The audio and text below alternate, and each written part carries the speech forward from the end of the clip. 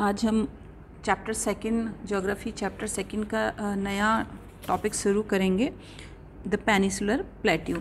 इससे पहले मैं आपको हिमालय और नॉर्दर्न प्लेन और डेज़र्ट, इंडियन डेज़र्ट है ना, ये इतनी चीज़ें आपको मैं बता चुकी हूँ। और आज हम स्टार्ट कर रहे हैं the peninsular plateau.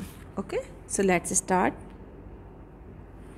The peninsular plateau is a tableland composed of the old crystalline, igneous and metamorphic rocks।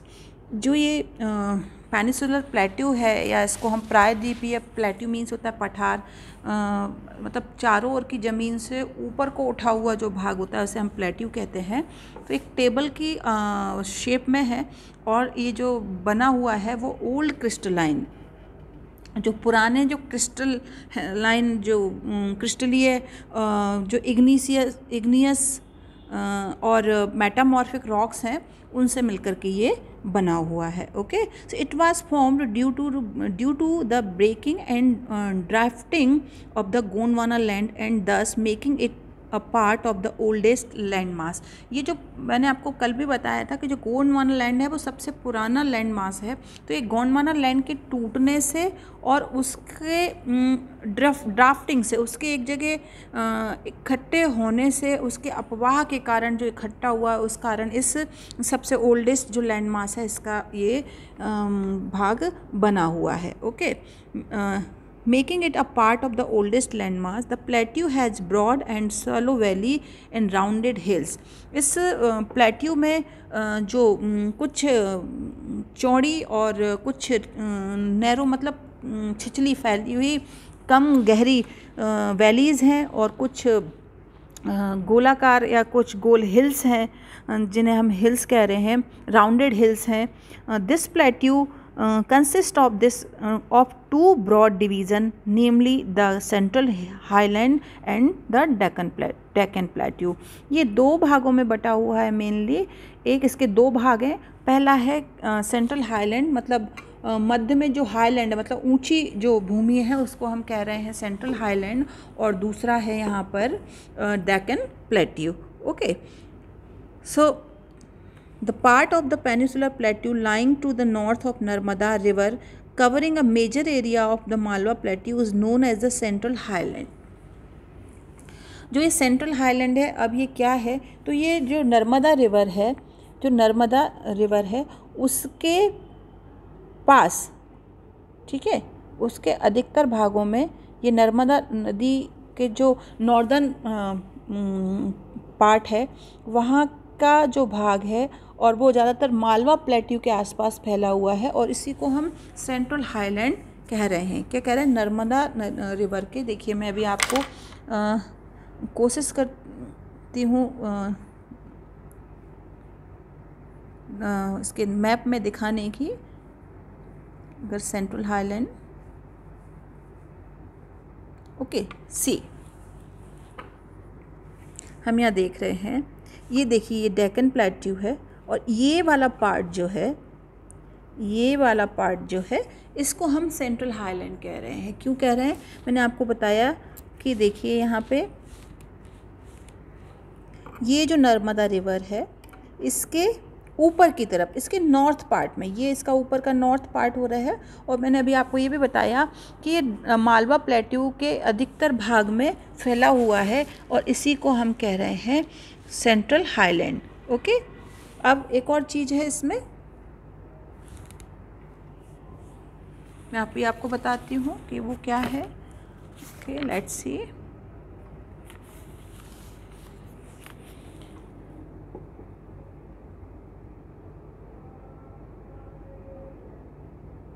The Vindhya range is bounded by the Satpura range on the south and the Aravalis on the northwest। जो यहाँ देखिए आपको एक Vindhya range दिखाई दे रही है। देखिए यहाँ पे आपको एक ये विंध्य रेंज दिखाई दे रही है। ये जो विंध्य रेंज है वो आप देखेंगे कि bounded by the Satpura range on the south. Vindhya range के जो साउथ में हम देखेंगे वहाँ पर एक और रेंज है, ये देखिए नीचे विंध्य रेंज से जब हम नीचे की तरफ आएंगे तो ये है सतपुड़ा रेंज। और इसके अगर हम वेस्ट पार्ट में जाएंगे, विंध्य रेंज के अगर हम वेस्ट पार्ट में जाएंगे, है ना, तो हमको नॉर्थ वेस्ट, वेस्ट भी नहीं नॉर्थ वेस्ट, ये तो हो गया इसका नॉर्थ और ये हो गया वेस्ट और ये हो गया नॉर्थ। तो नॉर्थ वेस्ट विंध्य रेंज के अगर हम नॉर्थ वेस्ट पार्ट में जाएंगे तो वहाँ पे हमको अगेन देख रहे हैं आप, ये अरावली रेंज दिखाई दे रही है। आप देख रहे हैं ये विंध्य रेंज है और ये है इसका नॉर्थ और ये है इसका वेस्ट, है ना। तो नॉर्थ वेस्ट में हमको ये अरावली रेंज दिखाई दे रही है। और अगर हम इसके साउथ में जा रहे हैं, विंध्य रेंज के साउथ में जा रहे हैं, तो आप ये देखिए बिल्कुल नीचे यहाँ पर सतपुड़ा रेंज दिखाई दे रही है। ओके, तो कहने का मतलब ये है यहाँ पर कि जो विंध्य रेंज है उसके उत्तर पश्चिम में या नॉर्थ वेस्ट में अरावली से घिरी हुई है, और उसके अगर हम साउथ पार्ट में आ रहे हैं तो वो उसके पैरेलल ही यहाँ पर हमें सतपुड़ा रेंज दिखाई देती है। Okay, soon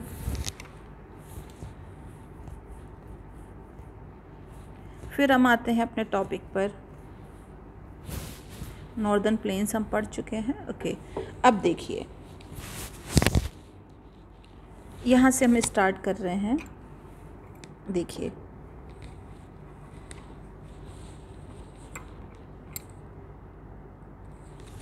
The further westward extension gradually merged with the sandy and rocky desert of Rajasthan to flow of the river draining this region।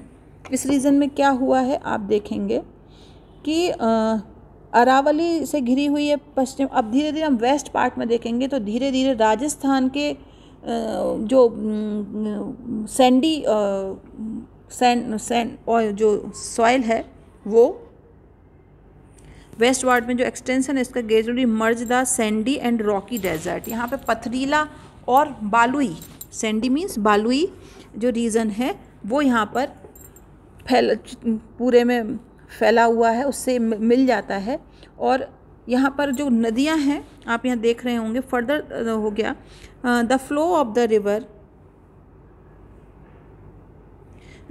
The river draining this region namely the Chambal, the Sindh, the Betwa, Ken it from south west to north west. आप यहाँ पर देख रहे हैं कि चंबल, सिंध, बेतवा और केन जो reverse हैं वो साउथ वेस्ट मतलब नीचे साउथ से पश्चिम की ओर बह रही हैं, ठीक है।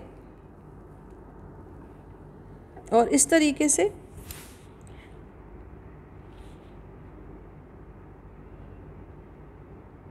thus indicate the slope, the central highland are wider in the west but narrower in the east। इसका कारण ये है कि जब ये नदियाँ इस क्षेत्र में बह रही हैं तो एक तरीके के ढाल, स्लोप को बता रही हैं, और जो ये सेंट्रल हाईलैंड है वो वेस्ट पार्ट में थोड़ी सी चौड़ी है, लेकिन जैसे जैसे हम इसके ईस्ट पार्ट में आते जाते हैं ये थोड़ी सी सक्रिय होती जाती है। ओके, और आगे हम देखेंगे the eastward extension of this plateau are locally known as the Bundelkhand and Baghelkhand. इसके जो हम लोकल नाम जानेंगे, हम इस जो प्लेट्यू है इसका जो ईस्टर्न पार्ट है वहाँ को कुछ स्थानीय नाम वहाँ पर लोकल नेम दिए गए हैं। सो बुंदेलखंड एंड बघेलखंड प्लेट्यू के नाम से भी हम इसको जानते हैं। आगे हम देख रहे हैं The Chota Nagpur Plateau marks the further eastward extension drained by the Damodar River। अब हम यहाँ पर देख रहे हैं कि जो इसका पूर्व में, इसका जो वेस्ट पार्ट में जो ईस्ट पार्ट में जो इसका एक्सटेंशन है वो दामोदर रिवर के कारण बना हुआ है, और यहाँ पर छोटा नागपुर प्लेट्यू को ये बताता है। अगेन हम अब पहले अपने मैप पर आते हैं। देखिए यहाँ पर देखिए आप, ये है छोटा नागपुर प्लेट्यू, ठीक है। और यहाँ पर आप इसको देख रहे हैं, ये यहाँ पर दामोदर रिवर के कारण हुआ है, ठीक है। तो ये छोटा नागपुर प्लेट्यू है। अब हम आप पर आ रहे हैं, आप अपनी बुक ओपन करके रखिए, मैं आपको मैप में बताने की कोशिश कर रही हूँ, इसलिए आपको बुक ओपन होना ज़रूरी है। अगर हम इसके साउथ पार्ट में जा रहे हैं, तो जो दक्षिण का पठार है इसका, जो नॉर्दर्न जो सादर्न प्लेट्यू है वो जो है वो एक ट्राइंगल शेप हमें यहाँ पे बताता है। The Deccan plateau is triangle landmass that lies to the south of the river Narmada. The Satpura range flank it broad base in the north, while the Mahadev, the Kaimur Hills and the Maikal range from its eastern extension। अब इसको समझने की कोशिश करेंगे। देखिए ये जो Deccan plateau है ये आप देखेंगे जो ये डेक्कन प्लेट्यू है जो ये दक्कन प्लेट्यू जो है एक ट्रायंगल शेप में है। आप देख रहे हैं ना ऐसे ऐसे ऐसे ऐसे ऐसे फैला हुआ है, तो ये एक ट्रायंगल शेप में आपको यहाँ पे दिखाई देता है। और जो रिवर नर्मदा है उसके देखिए ये जो रिवर नर्मदा ये रही है ना, ये रिवर नर्मदा है और इसके साउथ में ये फैला हुआ है, नीचे की ओर ये फैला हुआ है। और इसका जो नॉर्थ पार्ट है इसके चौड़े आधार पर सतपुड़ा की रेंज है। देखिए ये हो गया इसका ये हो गया इसका माउथ है ना, ये नॉर्थ पार्ट हो गया डेक्कन प्लेट्यू का।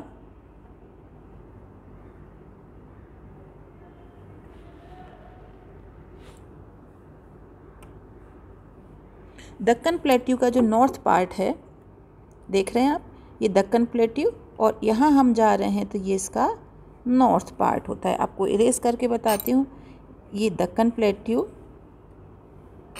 ये दक्कन प्लेट्यू और इसका जो नॉर्थ पार्ट है ये ऊपर की ओर ये है सतपुड़ा रेंज का।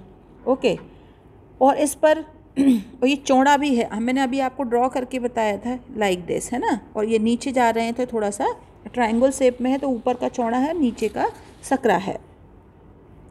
अब हम जब इस सतपुड़ा रेंज पर जाते हैं तो यहाँ पे कई सारे रेंजेस हैं, जैसे कि यहाँ पर है मैकाल रेंज है, महादेव रेंज है, कैमूर रेंज है, जो कि हम इस मैप में ये देखिए आपको दिखाई दे रही होगी। ये देखिए ये महादेव रेंज है ना, बाकी हमको दिखाई नहीं दे रही हैं, लेकिन ये पूरा यहीं पर ये सारी हिल्स पाई जाती हैं।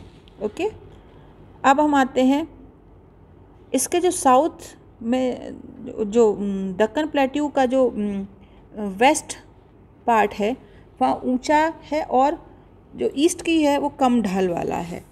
ठीक है, कैसा है ये मैं भी आपको बताती हूँ।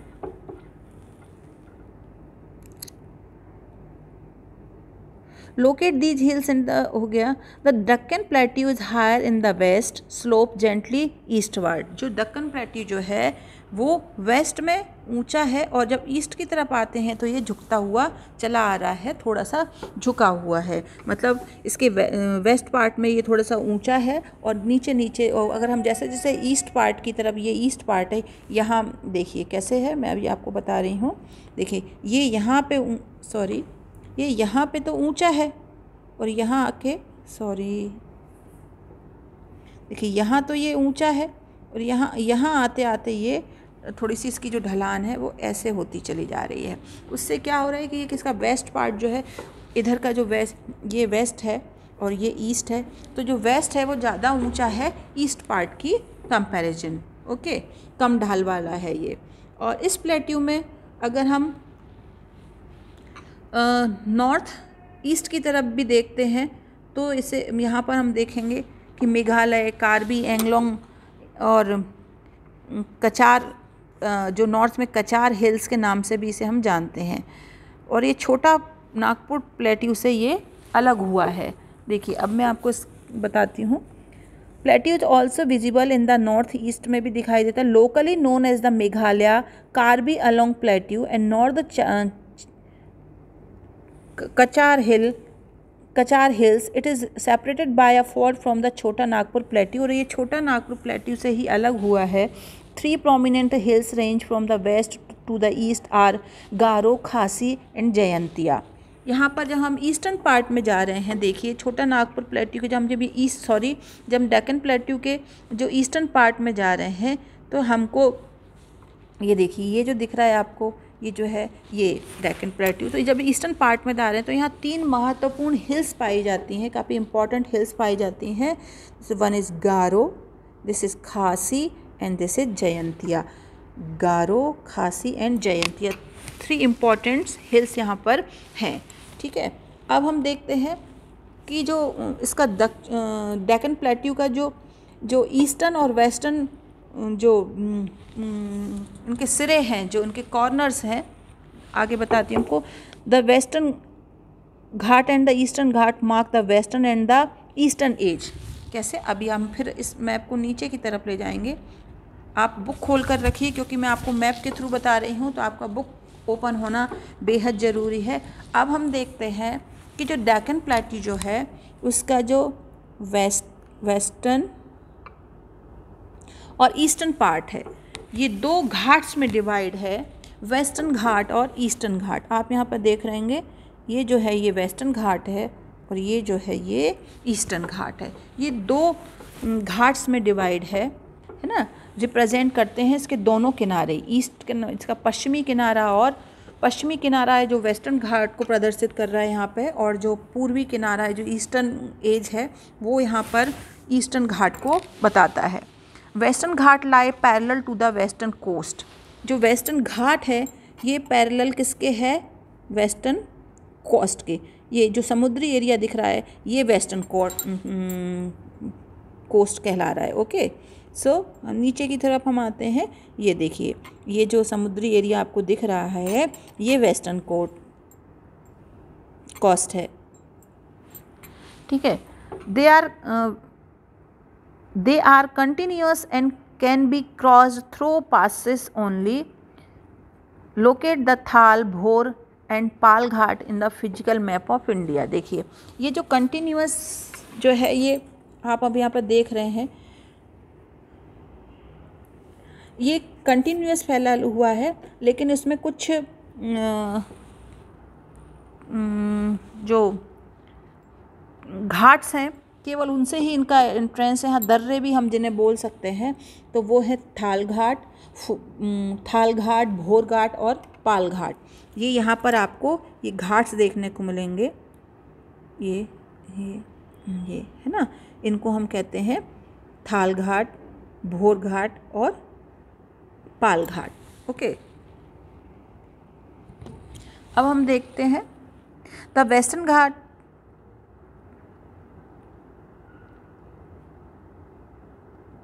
The eastern ghat stretch from the Mahanadi valley to the Nilgiri in the south। अब जो ईस्टर्न घाट हम आते हैं यहाँ पर, ये कहाँ से कहाँ तक फैले हुए हैं हम देख रहे हैं। यहाँ पर ये नीलगिरी महानदी से, महानदी की जो वैली है आप यहाँ देखेंगे कि ये महानदी की जो वैली है, ये महानदी आपको यहाँ दिखाई दे रही है, और इसकी जो वैली है वहाँ से लेकर के यहाँ पे ये नीलगिरी हिल्स तक फैला हुआ है। ओके, और इस ईस्टर्न घाट की जो ऊंचाई है, जो हाइट है, वो एवरेजन 600 पश्चिमी घाट और पूर्वी घाट जो वेस्टर्न घाट हैं, जो ये वेस्टर्न घाट हैं वो ईस्टर्न घाट से हाइट में ज़्यादा है, और पश्चिमी घाट की जो ऊंचाई है वो 900 से 900 से लेकर 1600 मीटर्स तक है, जबकि यहाँ ये पूर्वी घाटों की, अगर हम ईस्टर्न घाट की बात कर रहे हैं तो ये 600 मीटर तक है। महानदी घाट से दक्षिण में नीलगिरी तक मैंने आपको बताया ये फैले हुए हैं। और हम ये भी देखें कि जो ईस्टर्न घाट है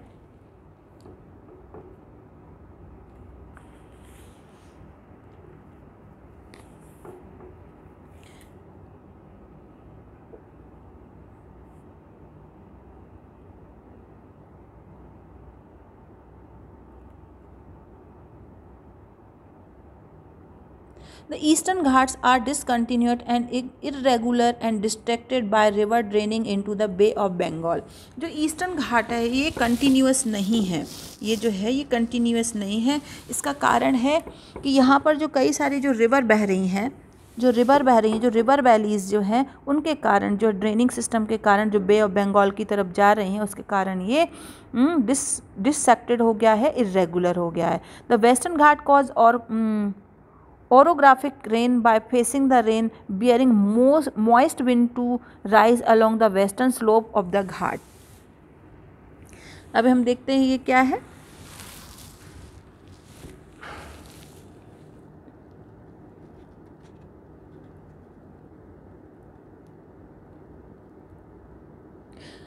जो ईस्टर्न घाट है, सॉरी जो वेस्टर्न घाट है, वहाँ पर माउंटेन रेन होती है, क्योंकि जो रेन है वो जो ये वेस्टर्न घाट है वहाँ पर जो मॉइस्ट एयर है वहाँ से टकराती है और ऊपर उठती है, और उसके कारण यहाँ पर ये बारिश होती है। पश्चिमी घाट जो है या जो वेस्टर्न घाट जो है वो वहाँ पर लोकल एरिया में अलग अलग नामों से भी जाना जाता है। The height of the western Ghat progressively increase from north to south. जो ये वेस्टर्न घाट की जो हाइट है वो वेस्टर्न घाट की जो हाइट है वो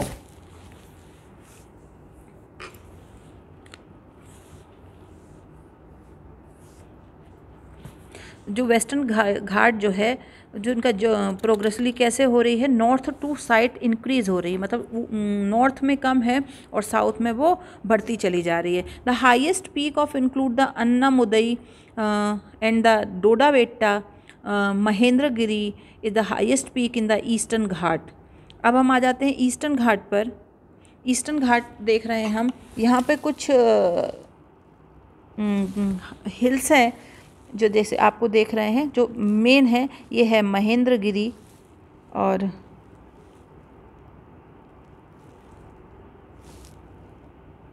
ये है अन्नामुदई,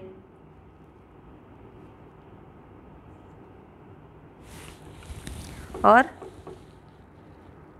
ठीक है, ये आपको ये दो मैप में दिखाई दे रही हैं। इसके अलावा हम देखेंगे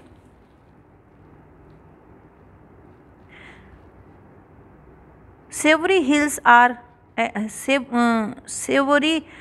and the Javadi Hills are located to the southeast of the Eastern Ghat। ये दो ईस्टर्न घाट पे ये दो हिल्स और पाए जा रहे हैं, ठीक है। Locate the famous hill station of Udagamandalam, popularly known as Ooty and Kodaikanal. यहाँ पर हम देखते हैं कि जो हिल्स हैं, यहाँ पर फेमस दो हिल स्टेशन है जिसे बोलते हैं उदगमंडलम, जिसको हम लोकल नेम जो इसका है, जो पॉपुलरली हम उदगमंडलम को जानते हैं, वो ऊटी के नाम से जानते हैं, और एक कोडाईकनाल। तो ये हिल स्टेशंस भी यहाँ पर बने हुए हैं। One of the distinct feature of the peninsular plateau is the black soil area. चलिए अब हम वापस अपने टॉपिक पर जा रहे हैं।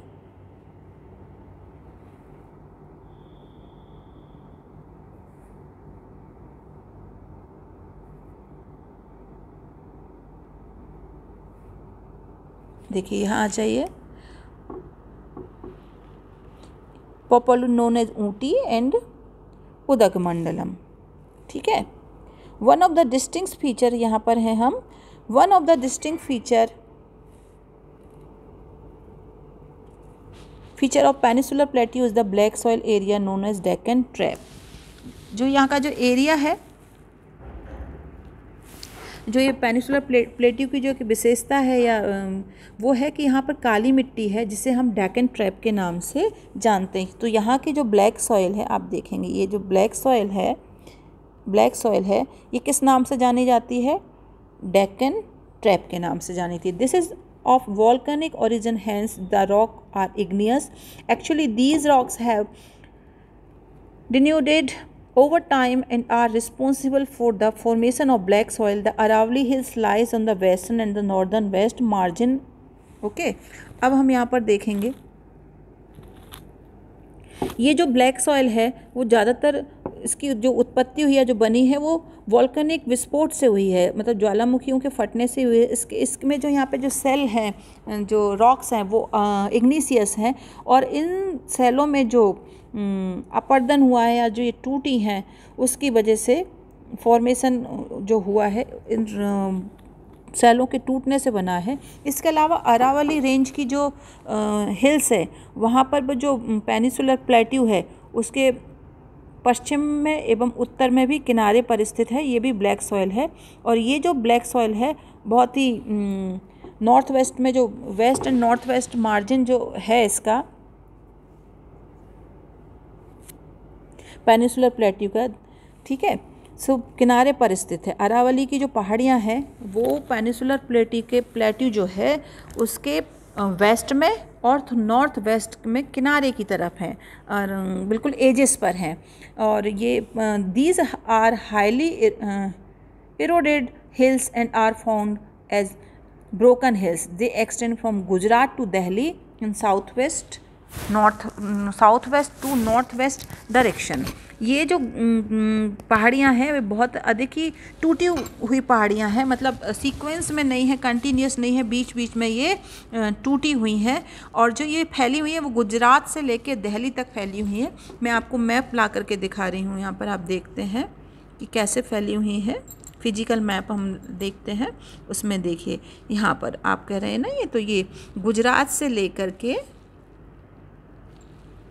ये गुजरात से लेकर के ये जो जा रहा है ये गुजरात से लेकर के ये दिल्ली तक फैला हुआ है। ठीक है, इस पार्ट को कहेंगे तो हम ये वेस्ट डायरेक्शन है इसका, और यहाँ हम जानेंगे तो नॉर्थ वेस्ट हो जाता है। ठीक है, ये नॉर्थ वेस्ट में फैली हुई है ये अरावली हिल्स। ओके, सो ये हमने पढ़ लिया अपना पेनिसुलर प्लेट्यू। इसके अलावा मैंने डेजर्ट आपको कल पढ़ा चुकी थी। अब हमें एक और इम्पॉर्टेंट टॉपिक पढ़ना है, coastal planes, the coastal planes. ठीक है, so what is coastal planes, let's see.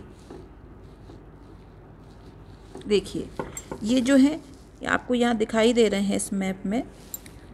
Okay, ये जो मैप में दिखाई दे रहे हैं मालाबार कोस्ट, कोरोमंडल कोस्ट, तो ये कोस्टल प्लेन्स अब हम यहाँ पे पढ़ेंगे।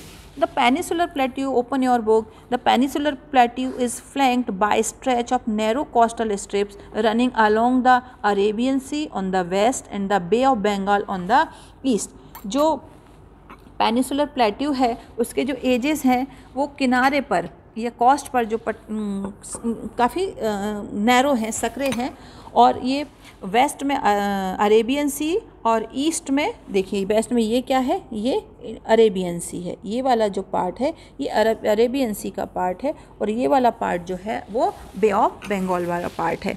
तो ये कोस्ट जो है, जो ये वेस्ट में अरेबियन सी में है और ईस्ट में हम देखेंगे तो ये बे ऑफ बंगाल में दिखाई देते हैं।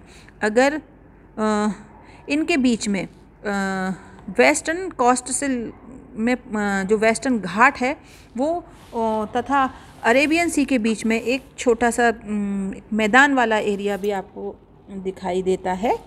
ठीक है, जिसे हम कहते हैं कोंकण। आप देखेंगे यहाँ पर ये जो मैदान वाला एरिया जो आपको दिख रहा है, मैं आपको ड्रग करती हूँ, ये जो बीच में जो मैदान वाला देखिए, ये है कोस्ट और ये है वेस्टर्न घाट। इनके बीच में जो आपको ये मैदान वाला एरिया दिखा दे रहा है इसको हम बोलते हैं कोंकण। ओके, जो मुंबई और जो गोवा है ये वो वाला भाग है, और इसके जो मिडिल वाला पार्ट है उसे हम बोलते हैं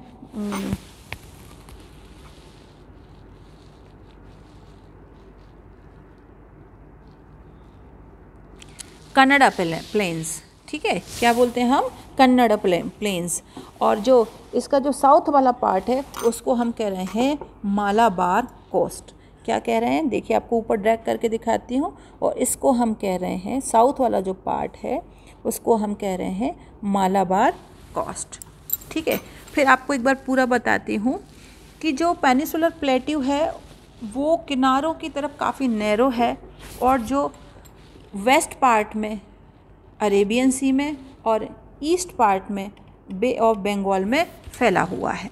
ठीक है, इसका जो वेस्टर्न घाट जो है वो वेस्टर्न घाट और कोस्ट के बीच में, अरब सागर की कोस्ट के बीच में एक मैदान है जिसे हम कहते हैं कोंकण। ऊपर की तरफ है कोंकण रीजन, बीच में जो उसका मिडिल वाला पार्ट है वो है कन्नड़ा प्लेन्स, और जो उसका सबसे सदर्न पार्ट है उसको हम कह रहे हैं मालाबार कोस्ट। ओके, सो अब हम आते हैं ईस्टर्न पार्ट की तरफ।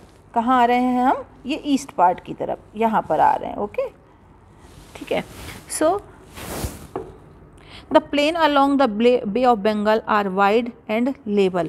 जो बंगाल के पास आसपास जो प्लेन वाला जो एरिया है, मैदान वाला जो एरिया है वो काफ़ी चौड़ा भी है और इक्वल है, मीन्स समतल है, लेवल्ड है वो। इसका जो नॉर्दर्न भाग है उसे हम कहते हैं सदर्न पार्ट जो है इज नोन एज नॉर्दर्न सरकार। क्या बोलते हैं इसको? नॉर्दर्न सरकार। देखिए मैं आपको ड्रैग करके बताती हूँ अभी, सॉरी ड्रैग करके बताती हूँ। ये जो मैंने आपको बताया ये पूरा बे ऑफ बंगाल है, और इसका जो नॉर्थ वाला पार्ट है, ईस्टर्न घाट का जो नॉर्थ वाला पार्ट है, उसे हम कहते हैं नॉर्दर्न सरकार। देखिए आप ये देख रहे हैं नॉर्दर्न सरकार, ठीक है। While the southern part is known as the Coromandel coast, जबकि इसका जो साउथ वाला पार्ट है उसको हम कह रहे हैं, यहाँ पे देखेंगे आप, कोरोमंडल। ये तो नॉर्दर्न सरकार तो उसका नॉर्दर्न पार्ट है, और ये नॉर्दर्न पार्ट है कोरोमंडल नॉर्दर्न सरकार, और जो सदर्न पार्ट है इट्स कॉल्ड कोरोमंडल कोस्ट, ठीक है। Large river such as Mahanadi, the Godavari, the Krishna and the Kaveri have formed extensive delta on this coast. यहाँ पे जो बड़ी बड़ी नदियाँ हैं, आपने रिवर्स के नाम पढ़े like that, Mahanadi, Godavari, Krishna and Kaveri, ये बड़े बड़े काफ़ी लार्ज डेल्टा यहाँ पर बनाती हैं। और जो चिल्का लेक है वो भी यहाँ पर बनी हुई है।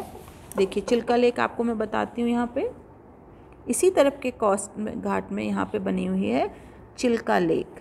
सो ये जो ये है चिल्का लेक, ये भी एक यहाँ का स्पेशल फीचर है यहाँ की लैंड मास का, ठीक है। एक और आपको एक इम्पॉर्टेंट फैक्ट बता देती हूँ जो आपको डू यू नो में लिखा हुआ है। देखिए वापस ले जाती हूँ आपको कोर्स की तरफ।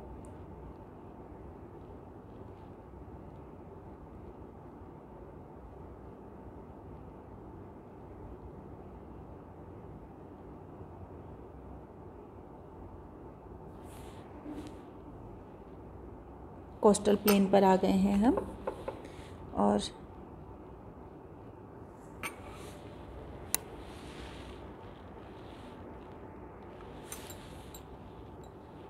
ये देखिए, ये आप देख रहे हैं, do you know the Chilka lake is the largest salt water lake in India. Bharat में खारे पानी की जो सबसे बड़ी लेक है वो चिल्का लेक है। It lies in the state of Orissa, ये उड़ीसा में है, to the south of the Mahanadi delta, और महानदी डेल्टा के साउथ में ये, और मैंने मैप में भी आपको बता दी कि ये कहाँ पर लोकेटेड है, ठीक है। अब हमने पढ़ लिया ये कोस्टल रीजन, ओके। अब हम आते हैं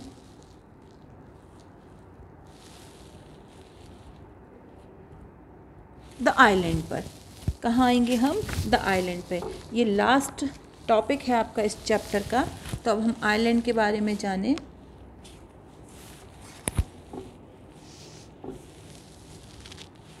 देखिए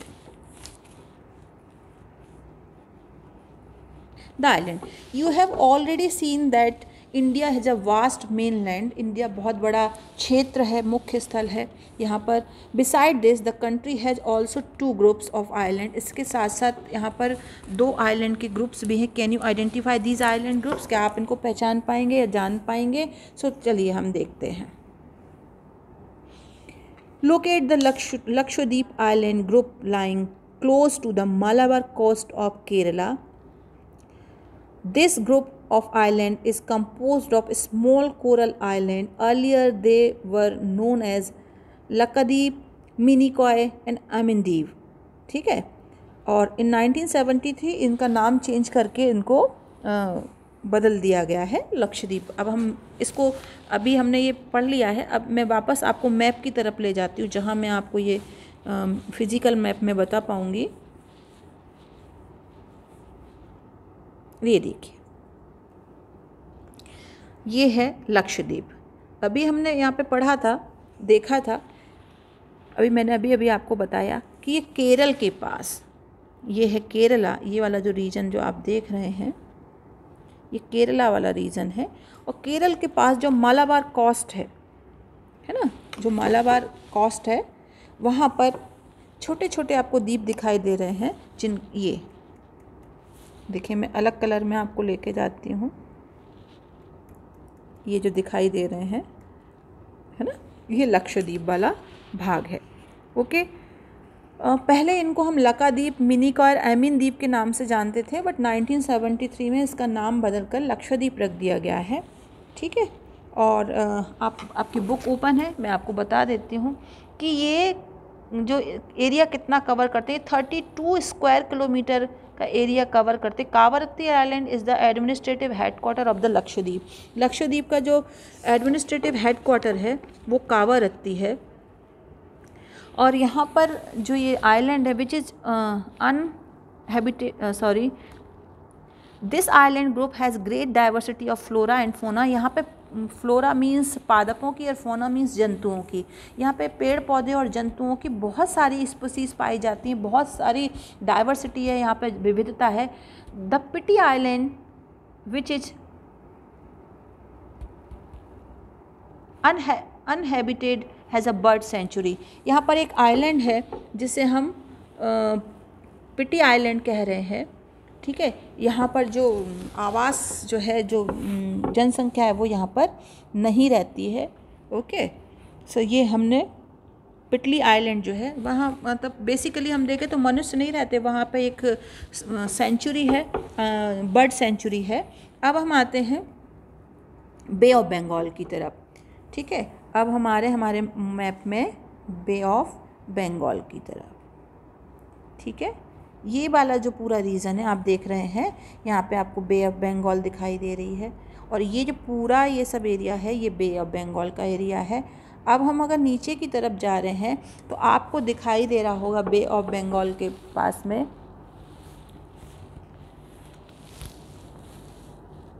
now you see the elongated chain of the island located in the Bay of Bengal extending from north to south। आप दे रहे हैं बे ऑफ बंगाल के साउथ में आपको एक आइलैंड की चेन्स टाइप की दिखाई दे रही है, मतलब ये बिखरे हुए हैं, देखिए 1 2 ये आप देख रहे हैं। और इसी आइलैंड को हमने नाम दिया है Andaman and Nicobar island. They are bigger in size and are more numerous and scattered। The entire group of island is divided into 2 broad categories। ये जो पार्ट है हमने अभी देखा कि ये बहुत ही बिखरा हुआ है। ये जो आइलैंड है ये संख्या में बहुत ज़्यादा है और ये बिखरे हुए हैं। इसको हमने 2 मेन पार्ट्स में डिवाइड किया है। जो नॉर्थ में है वो अंडमान है, और ये देखिए ये जो नॉर्थ में वाला पार्ट है ये अंडमान है, और जो साउथ वाला पार्ट है ये निकोबार है। ये जो आइलैंड है ये यहाँ पे कई सारे हिल्स भी हैं। Andaman in the north and the Nicobar in the south. It is believed that these island are an elevated portion of submarine mountain, ठीक है। ये जो द्वीप समूह है यहाँ पे सब मराइन, मतलब क्योंकि पेड़ समुद्र में है ये, इसलिए मराइन हम वर्ड यहाँ पर यूज़ कर रहे हैं।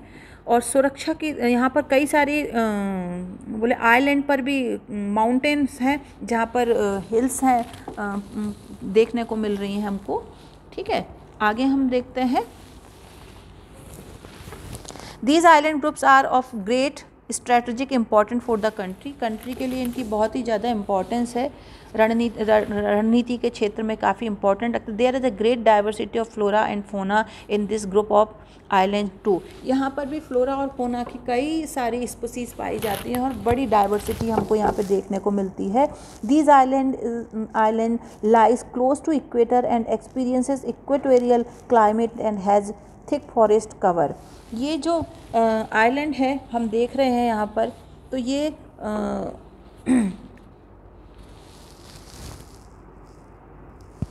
इक्वेटर के पास में है, इसीलिए यहाँ की जो क्लाइमेट है वो कैसा है, इक्वेटोरियल क्लाइमेट है, और यहाँ पर घने जंगल इस आइलैंड पे पाए जाते हैं।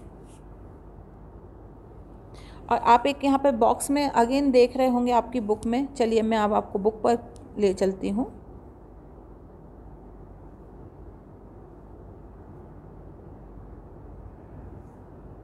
ये देखिए, India is only active volcano is found in on Barren island in Andaman और Nicobar group of island. Andaman Nicobar द्वीप समूह जो है वहाँ पर भारत का एकमात्र एक्टिव वॉल्केनो है जिसे हम कहते हैं बैरन द्वीप पर है, जो कहाँ पर है, बैरन आइलैंड पर पाया जाता है, ठीक है।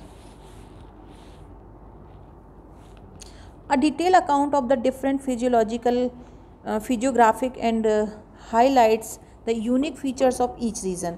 अब अगर हम दे रहे हैं कि अलग अलग तरह के हम यहाँ पर जो लैंड मास है वो हमें दिखाई दे रहा है, जो फिजियोग्राफिक जो यूनिट्स हैं वो अलग अलग है, कई यहाँ पे हमको देखने को दे रही हैं जो हमें बताती हैं कि भारत का जो भूभाग है वहाँ अलग अलग तरह की चीज़ें हमको देखने को मिलती हैं।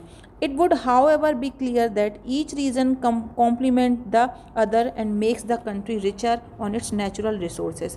जितने भी रीजन्स हैं सब एक दूसरे के कॉम्प्लीमेंट्री हैं, पूरक हैं, और इससे जो हमारी कंट्री जो है उसमें जो नेचुरल रिसोर्सेज हैं उसमें हमें समृद्ध बनाते हैं। जैसे हम देखेंगे the mountain are the major source of water and forest wealth. जो माउंटेन है वो वाटर और फॉरेस्ट के लिए बहुत उपयोगी है। जो नॉर्दर्न प्लेन्स हैं are the granaries of the country the produce the base of early civilisation. इसके अलावा जो उत्तर का मैदान है वो एक तरीके से ग्रेनरीज है भारत की, भारत के लिए अन्न का भंडार भी हम जिसे कह सकते हैं। और यहाँ पे कई सारी जो सिविलाइजेशंस हैं वो भी बनी हैं। The plateau is a store house of minerals. और जो प्लेट्यू है, जो पठार है, वहाँ मिनरल्स का स्टोर हाउस मतलब भंडार है। जो खनिज पदार्थ हैं, जो मिनरल्स हैं, वहाँ का स्टोर हाउस है, वहाँ उसके अंदर भरे पड़े हुए हैं खनिज भंडार हैं। और द प्लेट्यू इज हो गया which was played crucial role in the industrialisation of the country. जो भारत के औद्योगिकीकरण में बहुत ही मुख्य भूमिका निभा रहे हैं। इसी के साथ साथ अगर हम देखें the coastal region and island group provide sites for fishing and port activities. इसके साथ जो कोस्टल रीजन है जो भारत के, वो फिशिंग एक्टिविटीज़ के लिए और पोर्ट एक्टिविटीज़ के लिए बहुत ही उपयुक्त है। अब हम यहाँ पर देखें 10 the diverse physical features of the land have immense future possibilities of development. ये जितनी भी विभिन्न आकृतियाँ हैं ये भविष्य में भारत का अनेक पॉसिबिलिटीज़, अनेक संभावनाएं प्रदान कर रही हैं। तो अब हमारा ये चैप्टर कंप्लीट हो गया है। नेक्स्ट वीडियो में आपके इसके क्वेश्चन आंसर्स आएंगे। मैं चूँकि पूरा चैप्टर एक्सप्लेन कर चुकी हूँ तो केवल क्वेश्चन आंसर्स का आपके पास PDF ही आएगा जिसे आप अपनी बुक में आपकी नोटबुक में नोट करेंगे। Okay, till then bye, thank you.